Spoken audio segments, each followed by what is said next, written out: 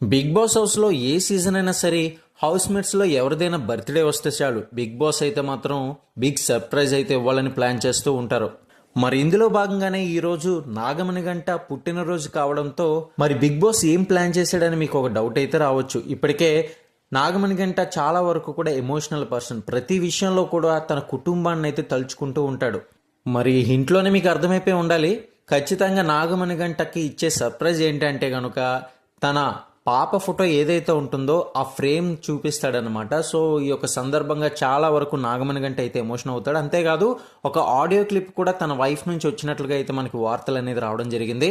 మొత్తానికి ఆ ఫోటో చూసి ఫుల్గా నాగమణి గంట అయితే ఎమోషన్ అయిపోతాడు. సో హౌస్ మేట్స్ అంతా కూడా ఓదార్చే ప్రయత్నంలో సో ఈరోజు నీ బర్త్డే కాబట్టి హ్యాపీగా ఉండాలి అంటూ నిఖిల్ అంటాడు. మరి అందరూ కూడా కలిసి ఖచ్చితంగా మంచిగా తనకి హ్యాపీగా ఉంచాలన్న ఉద్దేశంతో బర్త్డేని అయితే జరుపుకునే ప్రయత్నం చేస్తారు.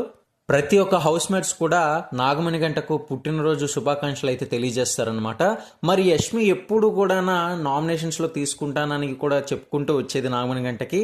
అయితే మరి బర్త్డే అనగానే చాలా వరకు కూడా సర్ప్రైజ్ అయ్యి హ్యాపీ బర్త్డే అని అయితే తెలియజేసింది.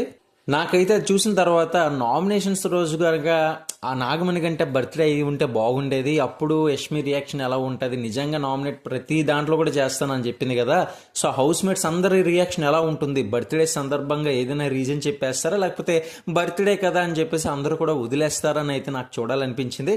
బట్ ఎనీవేస్ మనకి మండే నామినేషన్స్లో కాదు కాబట్టి ఇప్పుడు ప్రస్తుతానికి ఈరోజు వచ్చిన ఎపిసోడ్లో నాగమణి గంట సెలబ్రేషన్స్ అయితే ఉంటాయి.